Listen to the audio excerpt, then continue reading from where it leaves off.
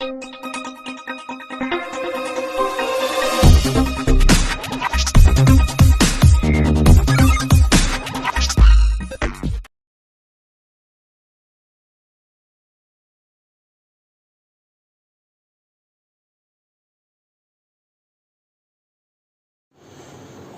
this is Veda from FP Trade Education. இந்த வீடியோவில் வந்து நம்ம என்ன பார்க்க போகிறோம் அப்படின்னு பார்த்தீங்கன்னா, வர்ற வீக்குக்கான மார்க்கெட் பீட்ஸ் வந்து என்னங்கிறது தான் நம்ம பார்க்க போகிறோம். இது வரைக்கும் நீங்கள் நம்ம சேனலை சப்ஸ்கிரைப் பண்ணலைன்னா சப்ஸ்கிரைப் பண்ணிவிட்டு பெல் ஐக்கானை கிளிக் பண்ணிக்கோங்க. நாம் போடுற ஒவ்வொரு வீடியோஸஸும் உங்களுக்கு அப்டேட் ஆகிறதுக்கு வந்து ஈஸியாக இருக்கும். வாங்க நம்ம வீடியோக்குள்ளே போகலாம். ஸோ இப்போ நமக்கு லாஸ்ட்டாக மார்க்கெட் வந்து என்ன ஒரு பர்ஃபார்மன்ஸ் பண்ணியிருக்கு அப்படிங்கிறத ஃபஸ்ட்டு நம்ம பார்த்துடலாம். ஸோ நிஃப்டி வந்து நமக்கு லாஸ்ட் வீக்காக வந்து பார்த்திங்கன்னா ஒரு 2.68% வந்து டவுனில் க்ளோசிங் ஆகிருக்கு 22,929 அப்படிங்கிற ஒரு லெவல்ஸில். பேங்க் நிஃப்டியை பொறுத்த வரைக்கும் பேங்க் நிஃப்டியுமே வந்து ஒரு 2.11% வந்து இறங்கியிருக்கு. கிட்டத்தட்ட ஒரு 1059 பாயிண்ட்ஸ் வந்து கீழே இறங்கியிருக்கு. 49,099ங்கிற லெவல்ஸில் க்ளோசிங்கும் வந்து நடந்திருக்கு. அதே மாதிரி சென்செக்ஸ் எடுத்துக்கிட்டோன்னா ஸோ நிஃப்டிக்கு ஈக்குவலாகவே ஒரு 2.47% வந்து இறங்கியிருக்கு. ஒரு 1920 பாயிண்ட்ஸ் வந்து கிட்டத்தட்ட இறங்கி 75,939ங்கிற லெவல்ஸில் க்ளோசிங்கும் வந்து நமக்கு வச்சுருக்கு. குறிப்பாக நம்ம வந்து ஒரு 2 வீக்ஸாகவே வந்து பார்த்துக்கிட்டு இருக்கிற ஒரு விஷயம் வந்து என்னென்னு கேட்டிங்கன்னா, நிஃப்டியோடைய மிட்கேப் 100 வந்து ஒரு ஹியூஜான ஒரு ஃபால். அதாவது கிட்டத்தட்ட வந்து இந்த வீக்குமே வந்து என்னென்னு கேட்டிங்கன்னா ஒரு 7% வரைக்கும் கீழே விழுந்திருக்கு. கிட்டத்தட்ட ஒரு 3,955 பாயிண்ட் வந்து கீழே விழுந்திருக்கு. க்ளோசிங் வந்து பார்த்திங்கன்னா 49,654ங்கிற லெவல்ஸில். அதுக்கு அடுத்தபடியாக நம்ம போன வாரம் வந்து மார்க்கெட் பீட்ஸ்லேயே வந்து நம்ம பேசியிருந்த விஷயம் வந்து நிஃப்டியோடைய நெக்ஸ்ட் 50 வந்து நம்ம வந்து பேசியிருந்தோம். ஸோ அதுவுமே இந்த வாரமும் கிட்டத்தட்ட வந்து ஒரு 6% வந்து ஒரு டவுன்ஃபால், ஒரு 3,994 பாயிண்ட் வந்து கீழே இறங்கி க்ளோசிங் வச்சுருக்கு 59,557ங்கிற லெவல்ஸில்.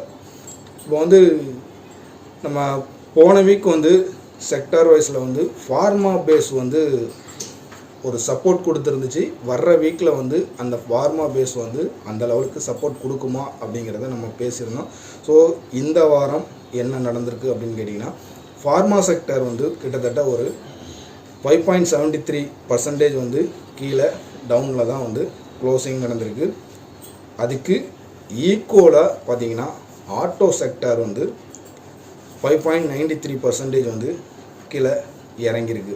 ஸோ இந்த ஆட்டோ செக்டார் வந்து கீழே இறங்குனதுக்கான ஒரு ரீசனபிள் என்ன அப்படின்னு கேட்டிங்கன்னா, யூஎஸோடைய டேரிஃப் வார், அதாவது குளோபல் டேரிஃப் வார் தான் வந்து ஒரு பெரிய ஒரு விஷயமாக வந்து எதிர்பார்க்கப்படுகிறது. ஏன்னா ஆட்டோ செக்டாரில் அவங்க என்ன பண்ண போகிறாங்கங்கிறத வர்ற வீக்கு வந்து அது வந்து ஒரு பெரிய ஒரு மெசேஜாக நமக்கு வரலாம். ஸோ அது என்னங்கிறத நம்ம வந்து முன்னக்கூட்டியே வந்து ஆட்டோ செக்டரில் அது ஒரு எஃபெக்டை காமிச்சிருக்கு அப்படின்னு கூட நம்ம வந்து சொல்லலாம். அதே மாதிரி எஃப்ஐஐஸோடைய கண்டினியூஸ் செல்லிங் வந்து இந்த வீக்குமே வந்து கண்டினியூஸான ஒரு செல்லிங்கில் தான் இருக்குது. ஸோ ஓவரால் இப்போ நமக்கு வந்து இந்த பிப்ரவரி இப்போ நமக்கு முடிஞ்ச ட்ரேடிங் செஷன் வரைக்கும் எஃப்ஐஐஸ் வந்து பார்த்திங்கன்னா 29,183 crore வந்து செல் பண்ணியிருக்காங்க. அதே நேரம் நமக்கு நம்மளுடைய டொமஸ்டிக் இன்ஸ்டிடியூஷனல்ஸ் வந்து 26,019 crore வந்து பையிங்கில் இருக்கிறாங்க. ஸோ ஒரு மார்க்கெட்டை ஒரு ஸ்டேபிலிட்டி பண்ணுறது டிஐஎஸ் பண்ணினாலுமே கூட எஃப்ஐஐஸோடைய மெயினான ஒரு விஷயமா இருக்கிறது வந்து இன்னும் வர்ற வீக்குமே வந்து இது இன்க்ரீஸ் ஆகிறதுக்கான வாய்ப்புகள் அதிகமாக இருக்கலாம். இப்போ நமக்கு வந்து லாஸ்ட் வீக்கில் நல்ல ஒரு டவுன்ஃபால் இருந்தாலும் கூட அந்த டவுன்ஃபால்லையும் ஒரு நல்ல பர்ஃபார்மன்ஸ் பண்ண ஸ்டாக்ஸஸ் அப்படின்னு பார்த்தீங்கன்னா எஸ்பிஐயோடைய கார்டு, அதாவது எஸ்பிஐ கார்டு வந்து ஒரு 5% வரைக்கும் அப்பில் வந்து க்ளோசிங் ஆகிருக்கு. அதே மாதிரி பாரதி ஏர்டெல் அதுவுமே வந்து ஒரு நல்ல ஒரு பெர்ஃபார்மன்ஸ் கொடுத்துருக்கு. அதே லெவலுக்கு ஒரு ஹியூஜான ஒரு செல்லிங் ப்ரெஷரோட ஒரு டவுன்ஃபால் கொடுத்தது வந்து என்னன்னு கேட்டிங்கன்னா, தீபக் நைட்ரேட் வந்து ஒரு 19% வந்து இறங்கியிருக்கு. அதே மாதிரி குஜராத் கேஸ் அதுவுமே வந்து ஒரு 14% வரைக்கும் இறங்கியிருக்கு. ஸோ இந்த 4 ஸ்டாக்ஸஸுமே வந்து நம்ம நெக்ஸ்ட் வீக்கில் வந்து F&O ட்ரேடிங்க்கு இதை நம்ம வந்து ஒரு வாட்ச் லிஸ்ட் ஸ்டாக்காக நம்ம வச்சுக்கலாம். இதோடைய பர்ஃபார்மன்ஸ் அடுத்தடுத்து என்ன லெவலில் இருக்க போகுதுங்கிறது.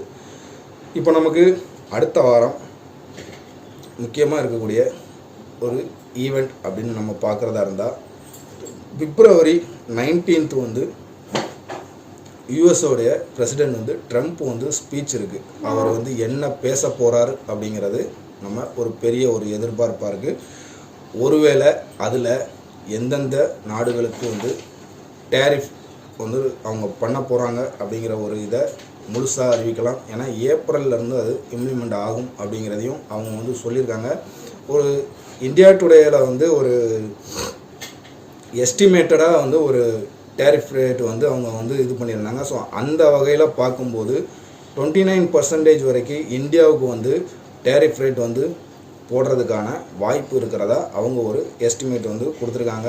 அதுவும் டேரிஃப் ரேட்டில் இந்தியா தான் நம்பர் 1 இடத்துல வரும் அப்படின்னு சொல்லி அவங்க இது வந்து எஸ்டிமேட்டாக கொடுத்துருக்காங்களே தவிர அதை வந்து அவங்க அஃபிஷியலாக இன்னும் இது பண்ணலை. இப்போ வந்து நம்ம ஃபண்டமெண்டல்ஸாகவும் நம்ம பார்த்துட்டோம், அதே நேரம் ஈவெண்ட்ஸையும் வந்து நம்ம பார்த்துட்டோம். அடுத்ததாக டெக்னிக்கலாக நிஃப்டி வந்து நமக்கு என்ன லெவலில் ஒர்க் ஆகுது அப்படிங்கிறத நம்ம வந்து பார்த்துடலாம். ஸோ டெக்னிக்கலாக வந்து நிஃப்டியோடைய சப்போர்ட் அப்படின்னு பார்த்தீங்கன்னா இப்போ கரெக்டாக பார்டரில் தான் வந்திருக்கு. ஒரு ஃபிபொனாச்சி ஸ்ட்ராட்டஜி படி, அதாவது 22,764 அப்படிங்கிற ஒரு லெவல், அதாவது கிட்டத்தட்ட இப்போ நமக்கு வந்து ஒரு லோ வந்ததுக்கும் ஒரு 10 பாயிண்ட்ஸ் தான் வந்து டிஃப்ரென்ஸு. ஸோ அந்த இடத்த ஒருவேளை மண்டே உடச்சி கீழே வந்து க்ளோசிங் நடந்துச்சுன்னா கிட்டத்தட்ட வந்து நிஃப்டி கேரக்டருடைய ஃபிபொனாச்சியோடைய நிஃப்டி கேரக்டர் படி அடுத்த அந்த நமக்கு மண்டே வந்து ஒரு க்ளோசிங் கீழே நடந்துருச்சுன்னா கிட்டத்தட்ட 22,420 வரைக்கும் கீழே மார்க்கெட் இறங்குறதுக்கான வாய்ப்பு அதிகமாக இருக்குது.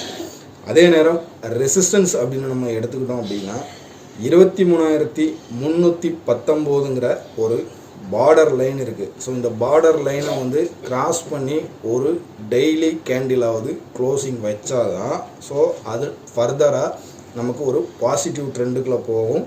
அப்படி ஒருவேளை நமக்கு ஏதாவது ஒரு அதிசயம் நடந்தால் 23,873 வரைக்கும் மேலே ஏறுறதுக்கான வாய்ப்பு இருக்குது. Bank Nifty, so bank Nifty support வந்து பார்த்திங்கன்னா 48,676 ஒரு சப்போர்ட் பேஸாக இருக்குது. பட் அதை உடச்சிதுன்னா கிட்டத்தட்ட அதிலிருந்து ஒரு 400 பாயிண்ட்ஸ் வரைக்கும் கீழே இறங்கலாம். 48,228 அப்படிங்கிறது அடுத்த சப்போர்ட்டாக இருக்கும். அதே நேரம் ரெசிஸ்டன்ஸ் அப்படிங்கிறது 49,787, அதாவது நம்ம நிஃப்டிக்கு வந்து ஒரு பார்டர் லைன்னு சொன்னோம்ல, அதே மாதிரி பேங்க் நிஃப்டிக்கு வந்து ஒரு பார்டர் லைன்னு எடுத்துக்கிட்டோன்னா 49,787 இருக்குது. அதை பிரேக் பண்ணிச்சுன்னா கிட்டத்தட்ட அங்கேருந்து ஒரு 800 பாயிண்ட்ஸ் வந்து மேலே போகிறதுக்கான வாய்ப்பு இருக்குது. பட் ஆனால் இந்த பார்டர் லைனை கிராஸ் பண்ணுனா தான் இது நடக்கும். அதாவது 50,660 அப்படிங்கிறது அடுத்த ரெசிஸ்டன்ஸாக இருக்குது. ஸோ இந்த பார்டர் லைன் வரைக்கும் வந்துட்டு திரும்ப அங்கேருந்து ஒரு அடி கீழே அடிக்கிறதுக்கும் அதிகமான வாய்ப்பு இருக்குது. ஸோ இன்டெக்ஸில் ட்ரேட் பண்ணுறவங்க மண்டே என்ன நடக்குங்கிறத பார்த்துட்டு அதுக்கப்புறம் ஒரு டிசிஷன் எடுத்து பண்ணுறது வந்து ஒரு சேஃபான விஷயமா இருக்கும். அதாவது நீங்கள் வந்து ஓவர் நைட் பொசிஷன் அப்படிங்கிறத தவிர்க்கிறது பெட்டர் சாய்ஸ். ஸோ நம்ம வந்து போன வீக் வந்து ஆப்ஷன் ஸ்ட்ரைக்கு வந்து நம்ம ப்ரெடிக்ட் பண்ணியிருந்தது 24,000 புட்டையும் 23,000 காலையும் வந்து நிஃப்டிக்கு நம்ம வந்து ப்ரெடிக்ட் பண்ணியிருந்தோம். ஸோ இந்த வாரம் வந்து நிஃப்டிக்கு வந்து நம்ம என்னென்னு கேட்டிங்கன்னா 23,500 புட்டையும் அதே நேரம் 22,700 காலையும் வந்து நம்ம வாட்ச் லிஸ்ட்டில் வச்சுக்கலாம். இது மந்த்லி எக்ஸ்பைரியோடைய ஸ்ட்ரைக் ப்ரைஸு. ஸோ இதில் நமக்கு எந்த டைரெக்ஷன் கிடைக்குதோ அந்த டைரெக்ஷன் படி நம்ம ட்ரேட் எடுக்கிறதுக்கு நம்ம டிசிஷன் பண்ணுவோம். இந்த வீடியோ உங்களுக்கு வந்து ஒரு ஹெல்ப்ஃபுல்லான வீடியோவாக இருக்கும்னு நம்புகிறேன். பிடிச்சிருந்துச்சுன்னா லைக் பண்ணுங்கள், நம்ம சேனலை சப்ஸ்கிரைப் பண்ணுங்கள், உங்களுடைய நண்பர்களுக்கும் ஷேர் பண்ணுங்கள். உங்களுடைய கருத்துக்களை கமெண்ட் செக்ஷனில் கமெண்ட் பண்ணுங்கள். தேங்க்ஸ் ஃபார் த வாட்சிங்.